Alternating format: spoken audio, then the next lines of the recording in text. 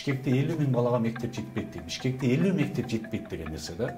Азыркы кээ бир жерде 300 менен окуп атышат. Bir класста 40-50 бала окуп атат. 12 жыл болсо каяка батырабыз аны? Мурда мунайы бар, алтыны бар мамлекеттер өнүгө беришүүдө. Азыр акыркы кезде эч кандай жаратылыш байлыгы жок, бирок адам потенциалын көтөрө алган мамлекеттер өнүктү. Алардын баарын 12 жылдыкта. Мектеп турмушка керек жөндөм берип атат, бере албай атат. Мына бүтүрүүчүлөрдүн 70-80% вуздагылар. Россия барып көчө чыпырып атат, кар көрүп атышат, доставкада иштеп атат. Бирок жогорку билим алып атат да. Берде баягы биз элестетип алган мектепке келип отурдуң, мугалимдин айтканын аткар, тапшырманы толук аткар деген маселе эмес. Бул жерде бала өзүнүн ордун коомдон таба билиш керек, башкалар менен мамиле кыла билиш керек, мугалим менен адекваттуу мамиле кылыш керек, өзүнүн пикирин айта алыш керек, башкаларга реакция кыла алыш керек деген сыяктуу эң негизги маселе социалдашуу да. Дагы эле баягы аткаруучулук кылып жүрөбүз. Китепте эми эле ким мугалим айткан туура деп китептегини жаттап келип айтканды айткан тынч отурса ошол мыкты окуучу болот эсептейм. Азыр заман башка, азыр ар бир балага өзүнүн оюн, өзүнүн пикирин айтканды үйрөтүшүбүз керек. Эң чоң кемчилик ушул.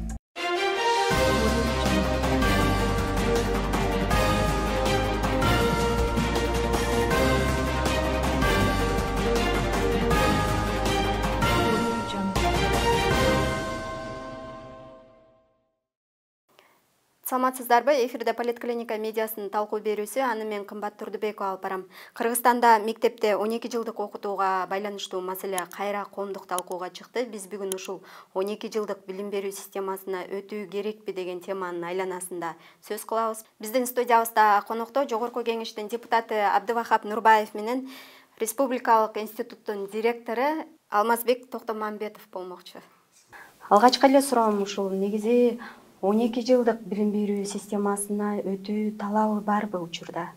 Ооба, 12 жылдык эми эл аралык деңгээлде бул эл аралык нормага өтөйлүү стандартка туура келсин деп атпайбы, ага өтүү кереги бар, бирок ошого биз даярбызбы да. Негизги эле бир маселе башталганын алдында биринчи изилдөө аналитика жүргүзүлөт да. Кыргызстанда мисалы үчүн канча окуучу бар азыр, канча мектеп бар, канча окуучуга канча мектеп жетпейт, канча класс жетпейт деген нерсени биринчи атайын бир топ уюштуруп, изилдеп, ошол маселени аныктап чыгып, анын жолдорун аныкташ керек, жол карта түзүш керек. Мисалы үчүн азыр бизде жылына 130 миң, 120 миң бала мектепке барат дейт. Ага канча мугалим керек болот? Мисалы үчүн 12 жыл болсо, жаңы кошумча 4-5 миң мугалим керек, канча класс керек болот, канча финансы кетет. Мына ошонун баарын аныктап туруп, биринчи так диагноз коюп, анан ошого жетүү жолдору кандай бар? Билим берүү министрлиги эмне жумуш кылат? Жергиликтүү бийлик эмне жумуш кылат, өкмөт эмне жумуш кылат деп ошону аныктап, анан өтүп, жолдорун аныкса жакшы болмок. Анткени биз өтөбүз дедик да, анан кийин ар кандай сунуштар болду. 6-тан 8-ге секиртебиз, бала бакчага барганда 2 класска отургузабыз, анан бала бакчада окутабыз деп эле элдин башы айланып калды. Бул эмне деген деп так эч ким билбейт да. Эгер ошо так аныктап, мисалы үчүн Бишкекте билим берүү министри айтканда, Бишкекте 50 миң балага мектеп жетпейт дейм. Бишкекте 50 мектеп жетпейт деген нерсе да. Азыркы кээ бир жерде 300 менен окуп атышат. Bir класста 40-50 бала окуп атат, 12 жыл болсо каяка батырабыз аны? Ушу маселени биринчи кылып туруп, анан чечүү жолдору 3 жыл, 4 жылда мектептер ачылат, кошумча класстар ачылат. Мисалы үчүн кээ бир райондордо айылдара жетиштүү, класстар жетишет, бирок шаарларга жетишпейт да, Ошто, Бишкекте. Анын чечүү жолдору кандай? Ага канча убакытта барабыз? Анан эгер ушундай бир кичираак бир шаарда алып туруп, мектеп жетишкен жерде пилотный кылып баштап, 1 жыл көрсөтүп, анан өтсө дагы жакшыраак болот. Анткени бул ушунча бул билим берүү тармагы келечекте биздин өлкөнүн, биздин улуттун келечегин аныктай турган тармак да. Бардык адамдар билим берүүнү чакырат. Билим берүүдө мындай баш аламандык бул коомго өтө чоң зыян алып келет да. Ошон үчүн биринчи так аныктап, канча бала, эгер биз 12 жыл өссөк, кошумча канча бала мектепке барат, канча мугалим керек болот, ошол мугалимди канча жыл даярдап бүтөбүз, класстарды канча жыл куруп бүтөбүз, канчада убакытта жаңа мектеп курулат, ошондо өтөбүз деп. Анткени мына биздин бюджети бир нерсе чоң болгон Казакстан 6-7 жылдан бери даярданып атат да, өткөнгөчү. Анан бизде жөн эл алдына айтып алыптыр, бирок бияктагы кадамдар, конкреттүү кадамдар, аткаруу жолдорун билбеген, бул ушундай башаламандыкка алып келип атат. Жакшы, Алмазбек агай, ушу сиз бул маселени негизи 12 жылдык билим берүүгө өтүш керек деп колдоп келесиз да? Эмне үчүн колдоп жатасыз? Анан негизи ушу социалдык тармактарда акыркы учурда талкууланып жатат, биз шашылыш өтүп жатабыз. Билим берүү тармагы бул нерсеге азыр даяр эмес деген пикирлер айтылып атат да. Сиз буга кандай комментарий бересиз? Даярбы негизи билим берүү министрлиги? Негизи коомдогу талкуу мындай абдан активдүү жүрүп атат. Анан биз өзүбүз да карап атабыз. Айтылып аткан пикирлердин баарында эле мындай жөн бар, пикир бар. Бирок негизинен биз баягы кайсынысы көбүрөөк пайдалуу деген пикирди колдошубуз. Биринчи эле кезекте эмне үчүн 12 жылдык? Мисалы 11 жылдык эле болсо болбой, 10 жылдык болсо деле болот деген дагы пикирлер айтылбадыбы да. Ошол мен биринчи кезекте эмне үчүн 12 жылдык дегенди айткым келип атат. Азыр дүйнөдөгү эң өнүккөн мамлекеттердин баары 12 жылдык өтүп алды да. Эмне себеп? Ал же модабы же болбосо бир зарылчылыкпы деген, же муктаждыкпы деген маселеде. Бул негизинен акыркы кездеги дүйнөдөгү өнүгүү көрсөттү. Мурда мунайы бар, алтыны бар мамлекеттер өнүгө берчү. Азыр акыркы кезде эч кандай жаратылыш байлыгы жок, бирок адам потенциалын көтөрө алган мамлекеттер өнүктү. Алардын баарын 12 жылдыкта. Ал тургай кээ бир мамлекеттер 5 жаштан башташат. 13 жылдык мамлекеттер бар, мисалы Англия сыяктуу мамлекеттерде. Мен 6 жылдык деп атканда акыркы кездеги билимдин сапаты боюнча индекс бар. Анан адам капиталы боюнча да индекс бар да дүйнөлүк деңгээлде. Ошону караганда канчалык эрте баштаган мамлекеттер, канчалык узак окуткан мамлекеттерде бүт ушул көрсөткүчтөр, индекстер жогорку көрсөткүчтү берет да. Ушунун өзү эле бул мектептеги билим мындай ырааттуу түрдө, мындай өзү белгилүү бир этапты басып өтүш керек экен деген. Ал эми 10 жылдык, анан 8 жылда деле бүтүп койсо болот дегендер эми мындай турмуш шартты карап айтып атышат окшойт. Ал көбүрөөк элестеткенде мисалы Россияга барып эшик шыпырат, дүкөнчү болот, бирдеке болот дегендей карап атат да. Биз бүгүн андай көз караштан кичине кетишибиз керек. Бүгүн бүтүрүүчү мектептин бүтүрүүчүсү бул Кыргызстанда эле эмес, дүйнөлүк деңгээлде атаандаштыкка мындай жакыныраак болуш керек да. Эми өтүү боюнча эмне үчүн жакын арада өтүп атабыз? Биздин азыркы пландар боюнча 3 жылда өтөт. Быйыл 4 класс өтөт, эмдиги жылы 4 класс, анан кийинки жылы 4 класс өтүп, 28-жылы июнь айларында 1-12 жылдык боюнча аттестат алышат да. Кайсы класстар ошондо тактап Быйылкы жылы өтө тургандар 1-2 класс, анан 5-8 класс өтөт да. 1 класста келген ким? 1 класстар булар 6 жаштагы балдар келет. Алар жашы шектелип, атайын электрондук каттоо менен катталышат да. Бул эч кандай алардан даярдык талап кылынбайт. 6 жашка толгон болсо эле мектепке келип кабыл алынат. Бирок 1 класстын өзгөчөлүгү окуулар оюн түрүндө өтүш керек. Анан көбүнчө социалдашуу болуш керек. Бу жерде баягы биз элестетип алган мектепке келип отурдуң, мугалимдин айтканын аткар, тапшырманы толук аткар деген маселе эмес. Бу жерде бала өзүнүн ордун коомдон таба билиш керек, башкалар менен мамиле кыла билиш керек, мугалим менен адекваттуу мамиле кылыш керек, өзүнүн пикирин айта алыш керек, башкаларга реакция кыла алыш керек деген сыяктуу эң негизги маселе социалдашуу да. Анан 2 класс кайсы класстар болот? 2 класстар бул былтыр 1 классты бүткөн балдар бар. Алар 2 класска өтөт. Ал мурдагы эле система менен окуй беришет. Анан жаңы 2 класс болот. Бул баягы нулевой класста өтпөйбүзбү? Наристе программасы 480 1 жыл окушкан. Ошол бүткөн балдар 2 класска өтөт. 2 класстан экөө болуп калат. Бирөө жаңы система менен, бирөө эски система менен. Анан 5 класста да ошондой болот. 5 класста былтыр 4-тү бүтүп 5 өткөндөр бар. Алар мурдагы эле программа менен окуй берет. Бирөө 3-төн 5-ке секиргендер болот. Булар жаңы программа менен окушат. 8 класста да ошондой. 8 класста эски программа менен окуган, 7-ден 8-ге өткөн. Анан 6-дан 8-ге өткөндөр бар. Алар жаңы программа менен окуйт. Ошондо бизде 2-5, 8 класстар 2-ден болот. Бирок 4-7 класс болбойт. Негизи агай ушул дүйнөлүк практиканы карасак, аналитика жүргүзүшөт да. 1-12 жылдык билим берүүгө өтүүдөн мурда канча жыл жогоруда да айтып өттүңүз. Аналитика жүргүзүп, ошого биз даярбызбы? Ушул нерсени биринчи анализ деп чыгышат да. Бизде ошол нерсени байкай алдыңызбы? Жок, тилекке каршы. Болуп атпайбы? Жок, болуп атпайбы тилекке каршы. Аналитикага ошонун биздин билим берүү министрлигинин деңгээли жетпейт. Алар мына биз акыркы жолу көрдүк, жаңы билим берүү мыйзамын кабыл алганда 1-2 мыйзам акты, ченемдүү актарын, закон актар жазганда ката жазып, кайра аркасына чакырып алышты коомчулуктан кийин. Мыйзамга каршы ошондой закон акттар, токтомдорду чыгарып атышат. Биз министрге жолугуп сурасак, эмне кылайын, 40 000 сом айлык алса ушундай болуп атат да, күчтүү специалисттер алып айтам депчи. Мен 3 часа министрге кайрылам, алар мага жазып берет депчи. Биринчи жумушчу топ даярдаш керек. Алмаз агай менен аралашып жүрөт эл аралык деңгээлде. Ошондой топторду даярдап, коомчулук менен чогулуп, биз каердебиз азыр? 12 жылдык кылыштын максаты эмне? 12 жыл өзү максат эмне? Максат сапаттуу билим берүү балдарга. Ошо 12 жылдык ошого төп келеби, төп келбейби? 12 жыл, 15 жыл кылсаң деле азыр сапат болсо эч кандай пайдасы тийбейт анын. Эч кандай ата-анашка жөндөм бере албайбыз, ата-анаш туруштук бере турган. Биринчи группа түзүп, аныктап биз азыр каердебиз. Эгер 12 жыл киргизсек, биз эмнеге жете алабыз? Ошо сапатка таасир береби? Анткени мамлекет 60 миллиардга жакын акча бөлүп атат бюджеттен, билим берүү тармагынан эң көп. Ата-эне дагы мамлекеттин дагы максаты бирөө гана. Балам сапаттуу билим алып, керек болсо турмушка кийин керек жөндөм алсын деп атат. Мектеп турмушка керек жөндөм берип атабы? Бере албай атат. Мына бүтүрүүчүлөрдүн 70-80% вуздагылар. Россияга барып көчө шыпырып атат, кар күрөп атышат, доставкада иштеп атат. Бирок жогорку билим алып атат да. Ошону аныкташыбыз керек. Биз азыр каердебиз? Макул 12 жыл эл аралык нормада бар өтүп атат, бул керек. Ошону бизге кантип адаптация кылабыз, кантип материалдык жактан кантип кылабыз, кантип мектептерди жетиштиребиз. Азыр мисалы үчүн ладно ойнотобуз дейт, бар класс керек болот да. Ойлоп көрсөңүз, мына Бишкекте Ошто 40-50 окуучу окуп атат бир класста. Дагы бир класс алып каерге батырабыз? Ошол сапатка, өнүрүккө эгер ооба 12 жылдык эгер биз киргизсек, сапатка таасир берсе, балдарды жакшы билим алып, ата-анасына турушуп бере турган балдар чыгабызса киргизели. Бирок даярбызбы? Материалдык жактан кандай? Финансы министрлиги эмне деп атат? Канча акча бөлүп бере алат жакын арадачы? Ошончо кошумча класс куруш керек да азырчы. Каяка батырабыз аларды? Алар үчүн өзүнчө баягындай ажаткана кылыш керек. Алар чоң балдарга барганга бара албайт, шарт түзүп бериш керек мектепке барганда. Алар тамак ашы кандай болот? Анткени алар урса качат да баргандачы.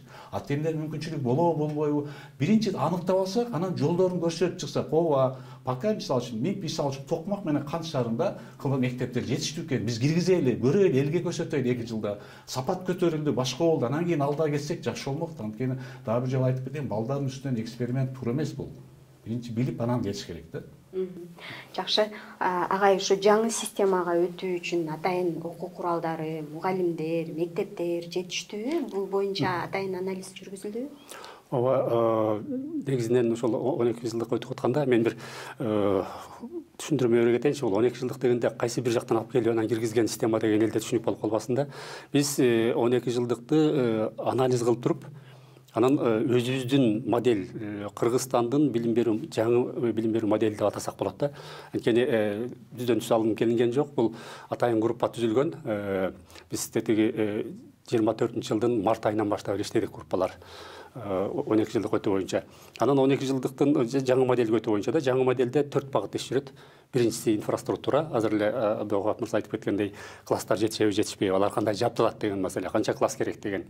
Экинчиси бул контент маселеси, мазмун маселеси. Билим берүү стандарттары кандай даярдалыш керек, окуу программасы кандай даярдалыш керек, окуу китеби кандай болот деген. Анан үчүнчүсү мугалимдерди кандай окутабыз, мектеп директорлорун, завучтарды кандай окутабыз деген. Бул үчүнчү багыты. Анан төртүнчү багыты бул 12 жылдык өтүп атканда сапатка камсыз кылыш үчүн методика кандай өзгөрөт. Методикада эмне өзгөрөт деген ошол 4 багытта иш жүргүздүк. Эми класстар боюнча айтып кетсем, бүгүн анализдин негизинде бир 80 000 бала кошумча келет. Анткени жана 6 жаштагы балдар келип атпайбы? Мурда алар бала бакчанын да деле кала берчү, анан жанакы 0 класс ошол жактан деле өтө берчү да, жеке менчик мектептер бар болчу. Бизге кошумча 80 000 бала келет. Азыр министрликтин акыркы талдоолору боюнча 3 000ден ашык класс керек болот. Ошончо мугалим керек болот да. Быйылкы жылы 1-чи класста окутуптар 3 000дан ашык мугалим да керек болот. Бул маселелер кандай чечилет деген. Биринчиси класстар боюнча бул негизинен жанагы чоң шаарларда, Бишкек, Ош, Каракол сыяктуу шаарларда, баягы областтын борбору болгон шаарларда бар. Эми анын класстарды чечүүдө китепканалардын базасын пайдалануу, анан бала бакчалардын базасын дагы пайдалануу, билим берүү уюмдарына тиешелүү базаларды пайдалануу азыр учеттор жүрүп атат. Эң оор маселе бул жерде Бишкекте эле болот. Калган жерлерде, Бишкек менен Ошто көбүрөөк болот, айрыкча Бишкекте. Калган жерлерде болжолдуу эсеп менен андай класстар болот. Анан мугалимдерди кайдан алабыз?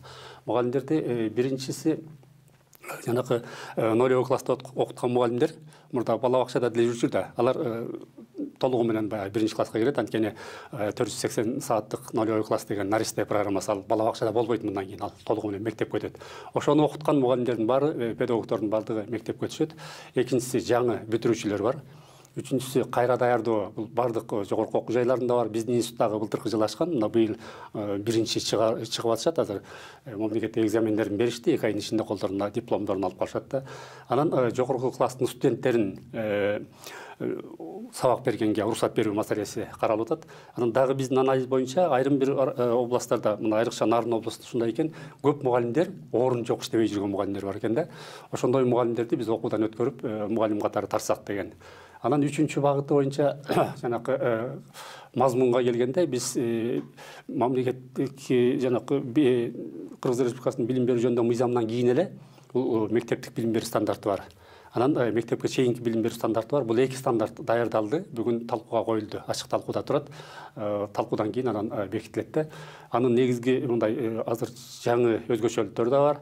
Анан предметтик стандарттар, окуу программалары учурда даярдалып атат. Ал окуу китептерине келсек, окуу китептери 2 топко бөлүнөт да. Биринчиси Сингапурдан сатып алынган китептер. Бул 46 наамдагы китеп. Алар которулуп бүтүп калды. Бул математика, физика, химия, биология китептер, анан информатика менен англис тили китеби. Анан эми ошол китептердин методикалык колдонмолору бар, видеолору бар, ошолор дагы которулат да. Ал китептер азыр которулуп бүткөндөн кийин атайын группалар иштейт дагы биздин Кыргызстандын шартына ылайыкташтырат. Ал негизи Кембридж системасы менен даярдалган окуу китептер. Кембридж системасы бул Англиянын системасы. Сингапур өзүнүн шартына Азияга ыңгайлаштырган. Биз азыр Сингапурдан алып, аны өзүбүздүн шартыбызга ылайыкташтырып атабыз. Ал эми мындан башка китептер, мен атаган 6 багыттагы намдагы китептерден башкасы Кыргызстандын авторлору тарабынан даярдалат. Жакшы, ошол мугалимдер боюнча айтып өтпөдүңүзбү? Жогорку окуу жайлардын студенттери тартылып жатат депчи. Анан бул жерден мындай суроо жаралып атат да, негизи ошол студенттер жаңы модель менен билим берүүгө даярбы? Жаңы модель боюнча, методика боюнча абдан көп иш жүргүзүшүбүз керек. Азыр аларга ошол иштер жүргүзүлгөнбү алдын ала? Былтыркы жылы бизде мындай иш жүрдү. Август айында Сингапурдан кишилер келип, математиканан илим боюнча 88 тренерди даярдап, биз мастер тренер.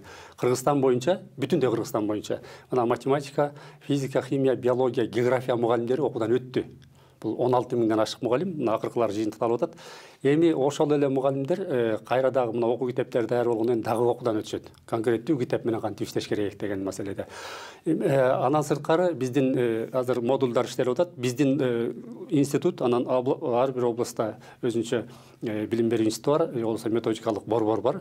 Ошолордун мугалимдери даярдалып атат. Анан кошумча тренерлер да даярдалат. Алар окуудан өтүш керек. Ал эми жогорку окуу жайында студенттер боюнча азыр биз азыр окуудан өтүшө элек, бирок жогорку окуу жайынын жетекчилери менен биз окуулар макулдашуулар жүргүзүп атабыз.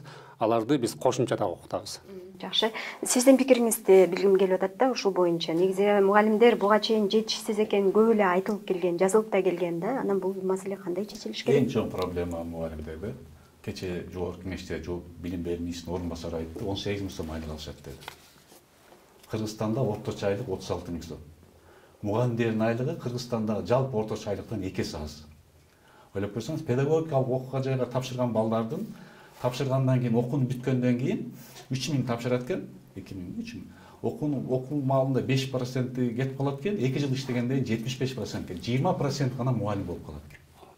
Биз азыр мугалимдердин айлыгын бир 50 миңге көтөрбөсөк, билим берүү тармагынан эч кандай реформаны үмүт кылбашыбыз керек. Кантип талап кыласыз, 18 миң сом айлык аткан мугалимден сиз барып балам жакшы окутуп бер деп кантип урушасыңыз? Алар иштеп берип атканына рахмат деп айтыш керек. Биринчи ошону талап кылыш керек. Анан уже башка нерселер кетет. Азыр 3 миң мугалим керек болду. Ким барат 3 миң сомго? 3 миң мугалим 15-18 миң айлыкка ким барып иштейм дейт? Барбайт, курулушта 10 класста, 11 класс бүткөн бала 50 миң сом айлык алып дейт. Эң биринчи мугалимдердин айлыгын көтөрүп, мугалимдерге шарт түзүп бериш керек. Анан экинчи нерсе, билим берүү стандарты азыр коомдук талкууда турат. Демек, билим берүү стандарты кабыл алгандан кийин китептер жаңадан жазылат да, айтчымбы? Ооба. Демек, анда биз пока билим берүү стандарты кабыл ала элек, китептер жазылсын элек, эмнеге даярбыз анда? Китеп азыр жетишпей атат китеп. 12 миллион китеп жетпейт азыркы убакта. 12 жылга биринчи класста качан китеп чыгарабыз? Биз болгонун жеткире албай атабыз азырчы.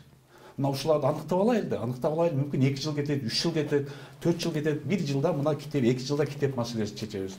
3 жылда мектеп класс маселесин чечебиз, анан өтөбүз, ага даярданып деп айтыш керек да. Азыр ар ким ар нерсени айтат да. Билим берүү министрлиги бири айтат, орун басары экинчи айтат, бөлүм башчысы үчүнчүнү айтат да. Биз пока элдин башын айланып атпайбы ошодо, кандай кылабыз дейбиз. Биринчи керекте мугалимдердин айлыгын көтөрөйлү. Мугалимге кызыктырайлы балдарды. Бир эч болбосо 18 миң сом ким барат азыр 18 миң сомго? Бул азыркы замандын баатырлары, азыркы мугалимдер ошого чыдап иштеп атканычы. Ошон үчүн маселе толтура биринчи ошодон башташ керек го, мугалимдин аброюн көтөрөйлү. Анан уже ошол экинчи класс жетиштигин китеп чечип алсак, анан өтөбүз деп айтсак болот да, коркпойчу. Азыр жөн мындай воздухта мындай. Жакшы, агай, сиз жогоруда айтып өтпөдүңүзбү, ошол бирден класс алдыга секиришет депчи? Мисалы, 3-чү класстыкы 5-чи класска секирет дедиңиз, 6-чы класс 8-чи класска секирет. 6-чы класс 8-чи класска секирет. Анан ошол секирген учурда аларга мектеп программалары кандай берилет? Ошол эле окуу жабдуулары, китеп маселеси.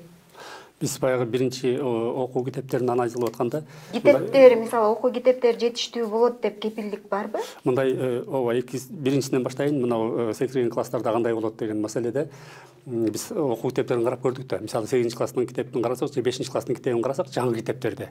Алар биздин бүгүнкү күндөгү, мисалы 5 класстын китеби 4 класска дээрлик тал келет. 60-70% экөөнүн ортосунда жакындык бар да. Калганы гана оңдолот. Мисалы 8 класста деле бүгүн биздин 7 класстагы материалдар менен дал келет. 60-70%га дал келет.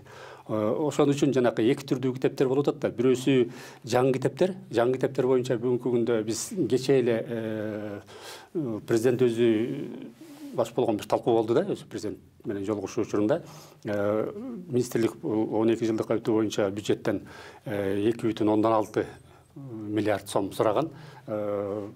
Президенттин өзүнүн убадасы боюнча бул каражаттар бөлүнүп берилет. Ал саясий бийлик тарабынан толук колдоо көрсөтүлөт. Бирок сапатты камсыз кылсаңар, жанагы класс маселесин, инфраструктура маселесинде дагы министрлер кабинети өзүнөн жоопкерчилик алыш керек, ошолор камсыз кылыш керек. Бирок министрлик негизинен сапатты камсыз кылып берсеңер деп атат да. Анан китептердин азыркы план боюнча жаңы окуу китептер которулуп бүтүп калды деп атпайбы, Сингапурдан келген китептер. Алар толук жетиштүү деңгээлде чыгарылат деген бүгүн министрликтин планы бар. Канча окуучуга керек болсо, эч кандай кем эмес, ошонун баары чыгарылат деген. Бул жерде маселе биздин өзүбүздүн ата мекендик китептерде чыгат. Ата мекендик китептер бүгүнкү күндө даяр эмес. Сентябрга чынын айтканда биз жаңы китептерди мындай мүмкүн эмес да, мүмкүн эмес. Бирок бул эме министрлик атайын позициясын билдире элек. Бул боюнча менин жеке пикиримде, мисалы 8 класста кыргыз тил кайсын окутулабыз? 7 класстын кыргыз тилине негизинен дал келет да. Жана 60-70% келет деп атпайбы. Ошондо биз бүгүн абалдан чыгуунун бир эле жолу 7 класстын китеби алынат, бирок ошого кошумча электрондук материалдар иштелип чыгыш керек. Электрондук тиркемеси болуш керек. Ошол аркылуу биз абалдан чыксак болот да. Анан мен жанагы мугалимдердин абалы боюнча Абдубакап мырзанын айтканына толугу менен кошулат элем. Бул айлыкты көтөрмөйүнчө биз көп эле мындай кылсак болот, андай кылсак болот дей беребиз. Бирок кээ бир ушундай учур болуп калат. Айлыкты жылдырмайынча эч бир пункт жылбай калган учур болот да. Убагында баягы союз таркагандан кийин биз билебиз да, мугалимдердин абалы өтө эле оор болгон. Мамлекет жардам бере алган эмес, керек болсо тряпканы бере албай алган учур болгон да, боорду бере албай алган учур болгон. Ошондо мамлекет мугалимдерге жардам да бере алган эмес, талап да кыла алган эмес да. Акыркы кезде мына 80%га көтөрүү, андан бери 3 жыл 4 жыл өтүп калды да. STEM предметтерди 100%га көтөрдү. Бирок инфляция дагы эле жеп кетип атат. Мен айлык маселесинде чынында эле бүгүн колдоо керек, анан талап да керек. Бирок дагы бир айта турган нерсе, мугалимдерге келгенде чындыгында проблема көп. Эмне себептен дегенде, ошол эле баягы союз таркагандан кийин бүт Кыргызстан экономикалык жактан отуруп кыйынчылык болду. Бирок мен таң калганым ошол кезде университеттер укмуштай өстү да. Университеттер саны керек болсо районго чейин жетти. Филиалдар райондун борборуна чейин барып, анан ошол жерде көп мугалимдерди даярдап калдык. Кээ бири барбай жүрүп бүткөндөр бар, сырттан бүткөндөр бар. Сапат маселесинде мугалимдерде көп эле проблема бар. Эми мугалимдердин бүгүнкү сапатын карасак, мындай курамын карасак, жакшы мугалимдер да бар. Бүгүн өзүнүн өнтүрүүсүнөн иштеп аткан мыкты мугалимдер бар, бирок алар азыраак. Азыр өзүн өнүктүрүү үчүн абдан көп ресурстар бар да. Анан жакшыраак иштеген мугалимдер бар, орточо иштегендер бар, бирок басымдуу көпчүлүгү кичине ортодон төмөнүрөөк, тилекке каршы. Жакшы, ушул акыркы 2 күндө социалдык тармактарда бул маселе чоң талкуу жаратты. Анан айрымдары жазып атышат, шашылыш өтүп жатабыз депчи, ошол эле окуу куралдары, мугалимдер жетишсиз бизде депчи. Анан агайда айтып өтпөдү, окуу куралдары толук сентябрга даяр эмес, агай, Анан эмне үчүн шашып жатабыз, эгер окуу куралдары даяр эмес болсо? Эмне түрткү болуп атат буга? Буну ушу билим берүү министринен сураш керек. Неге шашылып атасыңар депчи. Башка жактан реформа көрсөтө албай, ушул жактан элдин башына айланып атабы деген ой келип атат элбечи. Ушул боюнча сиздин пикириңиз? Мен учурунда ошол тезирээк өтүүнү колдогондордун бири болдум. Эмне үчүн дегенде, бизде дагы биринчи варианттарында мындай болгондо, бир эле класс өтсүн, анан 12 жылда биз өтүп бүтөлү деген болгон. Мен биринчи каршы болгон себебим мындай болду. Азыр заман ушунчалык тездик менен өнүгүп атат да. 12 жылда деген азыркы билим берүү системасы турабы же жокпу? Биз 12 жылда өтүп бүттүк дегенде, ал система жарабай эле калышы мүмкүн да. Экинчиси, мына бүгүн жогорку класстарда окуу китептерин жетишсиз. Биз эгер 12 жылдыкка өттүк деп алсак, анда эски китепти чыгарыш керекпи, чыгарбаш керекпи? Же болбосо чыгарбайбыз деп койсок, жогорку класстар 12 жыл эле китеби жок отура береби деген аргументтерди келтиргенде анан мындай тездетип өтүү деген. Эми чынында 3 жыл өтө мындай тез болуп атат.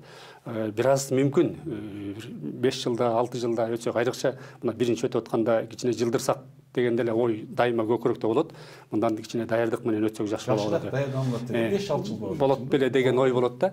Бирок экинчи жагынан мындай болуп атат да, биз азыр окуу китептерди мисалы үчүн окуу китептери жетишпейт да. Эми эски китепти чыгаргандын эмне зарылчылыгы бар? Азыр биз аны мисалы оңдоп бере албайбыз. Ошон үчүн мен жанакы 12 жылдыкка эртерээк өтүп, бирок 3 жыл эмес болчу менин оюм деле. Эртерээк өтүп, бирок ошол бүт окуу китебиндагы материалдарды оңдоп кетсек, мугалимдерди окутуп оңдоп кетсек деген ойду мен колдоочулардын бири болдум да. Жакшы, ушул 12 жылдык билим берүүгө өткөндө эле ушул билим берүүнүн сапаты жогорулап кетет дегенге кепилдик барбы агай? Жок, эч кандай кепилдик жок. 1% да кепилдик жок. Мугалимдер айткандай мугалимдердин айлыгын көтөрүп, алар деңгээлин көтөргөндө гана качан биз мугалимге балага турмушка керек жөндөмдү бергенде гана көбөйөт. Биз дагы эле билим берүү системасы Советтер Союзунда калып кеткен аткаруучулар. Советтер Союзунун алдында завод, фабрика, колхоздор бар болуп туруп, бардык бүтүн жерге иш менен камсыз болгон. Башка система болчу. Азыр такыр башка система. Азыр адам өзү жашап кеткенге өзү жөндөм бериш керек мектептерде. Ошону бергенде гана болот.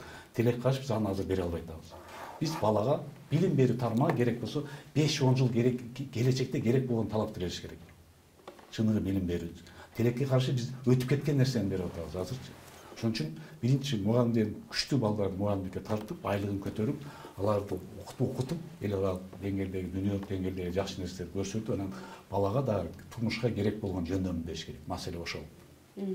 Жакшы, агай сизге суроомду задайм. Негизи ушул 12 жылдык билим берүүгө өткөндө класстан класска секирет экен, биринчиден. Анан дагы кандай өзгөчөлүктөр күтүлөт мектептерде? Ол мектептеги негизги өзгөчөлүк бул класстан класска секирүү деле негизги өзгөчөлүк эмес да. Негизги өзгөчөлүк бул биринчи класс такыр башкача болуш керек. Жана мен жогоруда айтып кетпедим, социалдашуу маселеси болуш керек. Экинчиси, мектепте окуунун мүнөзү, методикасы толугу менен өзгөрүш керек. Эмне үчүн бүгүнкү биз окуп аткан нерсе, мына 11 жыл окуп атат мектеп окуучусу. Бирок эртеңки күнү ошол окуган билими анын турмушуна таасир этпей калган учурлар көп. Анан 11 классты бүтүп алып, келечекте ким болосуң десе, аны да билбей аткандар бар да. Бул өтө мындай коркунучтуу нерсе. Эмне үчүн 11 жыл убактысын коротот анда? Келечекте кесибин тандабай чыккан болсо, анда ошонун кереги бар беле деген маселе келип чыгат да. Бүгүн ошон үчүн жанакы эмне үчүн жанагы Кембридж системасы, эмне үчүн Сингапурдун китептери деп кызыгып атпайбыз. Ошону ыңгайлаштырабыз, өзүбүздүн моделге ыңгайлаштырабыз деп атканда, бул Сингапур акыркы кезде Сингапур өзү Малайзиядан бөлүнгөндө бул бир эле шаар деген сөз да. Эч кандай айыл чарба жери жок, тоолору жок, бир эле океандын жээгиндеги шаар. Ичкен сууну дагы сатып алат. Ушундай араң жан бөлүнгөн мамлекет бүгүн билим берүү күчү менен дүйнөдө эң мыкты өнүккөн мамлекеттердин бирине айланды да. Азыр анан жанагы PISA эл аралык баалоосу деп атабыз. Бул функционал сабаттуулук деген түшүнүк бар. Ал жерде окурмандык сабаттуулук, математикалык сабаттуулук, илимий табигый сабаттуулук деп 3 багытта кетет да. Мурда ошо PISA өткөрүлгөндө бир мамлекет бирөөнөн алдыда, экинчи мамлекет да бирөөсүнөн алдыда ушундай болчу да. Азыр Сингапур үчөөнүн алдыда. Алдыга чыгып ыйлап алды. Анан ошону анализ кылып көргөндө бизден эмнеси менен айырмаланат? Биринчи өзгөчөлүгү бул компетенттүүлүк мамиле. Бала окуп аткан нерсе баланын турмушуна эртеңки иштеп кетүүсүнө таасир этиш керек. Анан биз өзүбүз ошол PISA-ны жакшылап түшүнүп атканда окуучу катары жана 15 жашар балдар тапшырат да. Мен өзүм да ошол окуудан өттүм. Бүт коллективди отургузуп алып, сайтты ачып алып, сайтта жанакы мурдагыларын ачып берет, орусча которуп берет. Өзүбүз бала катары окуудан өттүк да. Ошондо көп нерсени байкадык. Биздин билим берүү системасында бир кемчилик бар экен. Өтө кээ бир учурларда келегей, мындай сенектик маселе ой жүгүртүүбүз чектелип калган, маселелер чектелген. Анан кээ бир баягы адамдык мүнөздөрдү дагы нерселерди мен өзүмдөн да байкадым, жеке өзүмдөн. Мисалы үчүн, жоопкерчилик алгандан качабыз биз дайыма. Маселе чечкен бизде биринчи орунда эмес. Сингапурдуку биринчиден жана компетенттүүлүк мамиле турмуш менен байланышкан, экинчиси ар кандай абалдан жолун таап чыгып кетиш керек. Ал үчүн бир эле маселени берип атканда анын 5 жолун жок дегенде 5 түрдүү жолун чече турган жол. Бизде андай жок. Бизде бир эле туура жол болсо ошону кармап тура беребиз да. Мен өзүм жанагы PISA тестинен өтүп атканда бир туура жоопту таап алсам, ошону карманып туруп калганда көп учурдан байкадым да. Мен таптым туураны деп тура берет экен. Турмуш андай эмес да.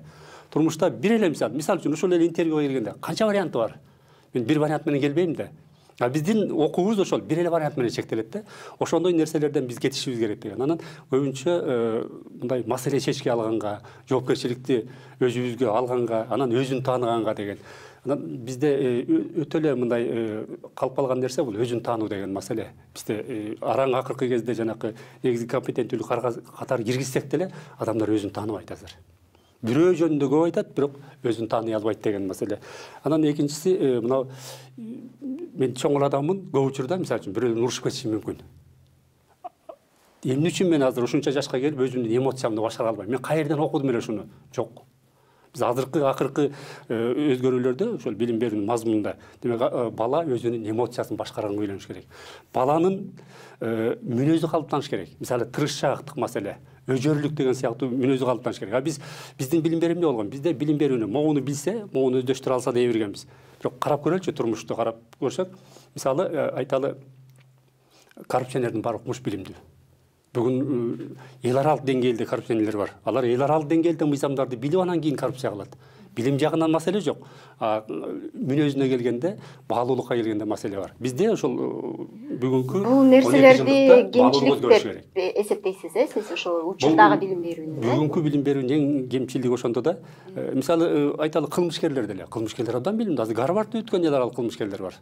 Кембриджди бүткөн эл аралык кылмышкерлер. Бирок баалуулук маселесинде биз ошол азыркы билим берүүнүн өзөгүн баалуулукту түзүш керек. Жакшы. Агай, ошол негизи азыркы билим берүү системасында кемчиликтер деп сиз эмнелерди атай аласыз?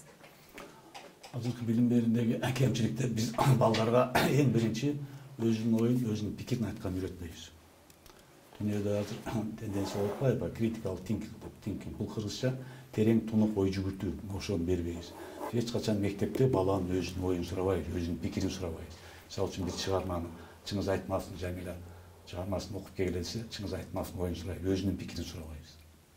Анын тилекке каршы мугалимдерибиз өздөрү тилекке каршы, окуп элек мугалимдерибизде ошол тунук сергек ой жүгүртүү жөндөмү жок тилекке каршы. Биз качан балдарга тунук сергек ой жүгүртүү жөндөмү бергенде, ошондо гана биздин балдар дүйнөдө аттандаштыкка турушуп бере турган балдар чыгат. Дагы эле баягы аткаруучумун кылып жүрөбүз. Китепте эмне десе, ким мугалим айткан туура деп китептегини жаттап келип айткан тынч отурса ошол мыкты окуучу болуп эсептелет. Азыр заман башка, азыр ар бир балага өзүнүн оюн, өзүнүн пикирин айтканды үйрөтүшүбүз керек. Эң чоң кемчилик ушул. Жакшы, агай, соңку суроомду сизге узатайын, ошону менен жыйынтыктайлы. Негизи ушул 12 жылдык модель дейбиз, билим берүүнүн сапатын жакшыртат дегенге кепилдик барбы же бул кийин бара-бара техникалык гана өзгөрүү болуп калбайбы? Бул чоң коркунуч. Эгерде биз жанакы мазмунду өзгөртө алсак, методиканы өзгөртө алсак, анда бул толук өзгөрүүгө алып бериш керек. Мен бир мындай маселени кошуп кетким келип атат да. Мисалы үчүн Абдугап мырза айтып кетпеди жанакы сынчыл ойлоо маселесинде. Чындыгында эле бизде бир кызыктуу нерсе бар да коомдо. Эмнегедир бир нерсени айтсак, экинчи нерсеге каршы кое коебуз да. Кыргыз тил маселесин көтөрө койсок, орус тилге каршы коюшубуз керек сөзсүз. Баалуулукту айтса, инновацияга, технологияга каршы коебуз да. Экөө тең керек бизге. Бирок бирөөсү жанакы бизге жанакы приоритет, артыкчылык каякта дегенде бирөөсүн тандашыбыз керек да. Мен 12 жылдык боюнча дагы чакырып кетет элем. Мисалы азыр Абдугап мырзанын пикири башка болот, менин пикирим башка болот. Бирок эмне үчүн биз ошон үчүн биз азыр уруша кетип же бир талаша кетишибиз керек? Ал бул кишинин пикири, бул менин пикирим. Бирок пикирди карама каршы коюп эле ооба, анда чындыгы бар, менин да чындыгым бар болуп атпайбы? Бирок ошону ортого келтирип мындай маданияттуу түрдө эле талкуу кылып эле оюн пикирин айтып, ой үчүн куугунтуктабай, жаман көрбөй, урушпай эле сүйлөшсөк болот да. Мен жана айтып аткан азыр кыргыз тил жөнүндө сөз болсо эле сөзсүз орус тил. Орус тилин эмне жерде тиешеси бар? Кыргыз тилде өзүбүздөн түрө берели да. Орус тил ар жагында тура берсин. Бирок биз кыргыз артыкчылык дегенде кыргыз тилди жогору коюп коебуз. Жана баалуулукка келгенде да кийинки кезде таң калдым да. Баалуулук жөнүндө айтсаң, инновацияга каршысыңбы, технологияга каршысыңбы дейт да. Ушундай нерсе болбосо, бул жанакы биздин сиз айтып аткан сапатты, мазмунду өзгөртүүгө келгенде, азыркы биз алып келип аткан методика адамдын өзүн өзгөртөт да. Бала инсан катары каралат, анан мүнөзү, анан дагы бир нерсе биз таң калганыбыз, Сингапурдан ошону уялбай эле алсак болот. Сингапурдун жаранымын деген ушунчалык сыймыктанышат экен да. Мен Сингапурдун жаранымын деген. Биз ушул нерсени өзүбүзгө киргизишибиз керек, баалуулукту киргизмейинчи. Мен дароо эле айтайын, баалуулук менен технологияны каршы койбойм. Баалуулук да керек, технология да керек. Бирок кайсынысына артыкчылык берилет дегенде мен баалуулукка артыкчылык берет элем да. Азыр сапат боюнча келгенде биз ошондой методиканы киргизе алсак, билим берүүнүн мүнөзү дагы, сапаты дагы өзгөрүш керек. Мен буга ишенем. Жакшы. Убактыңыздарды бөлүп келип бергениңиздерге ыраазычылык билдирем. Урматтуу көрүүчүлөр, Политклиника медиасы сиздер үчүн чакан сурамжылоо даярдады. Ал биздин ишмердүүлүгүбүздү баалоо жана колдоо максатында жазылды. Биздин команда жасаган контентти дагы да кызыктуу жана пайдалуу кылыш үчүн сиздин ой пикириңиз биз үчүн абдан маанилүү. Ал үчүн биринчи комментарийде бекитилген шилтеме менен кирип, чакан сурамжылоону толтуруп берүүңүздөрдү өтүнөбүз. Ошондой эле Политклиниканын YouTube каналына жазылууну унутпаңыздар. Сак саламатта туруңуздар.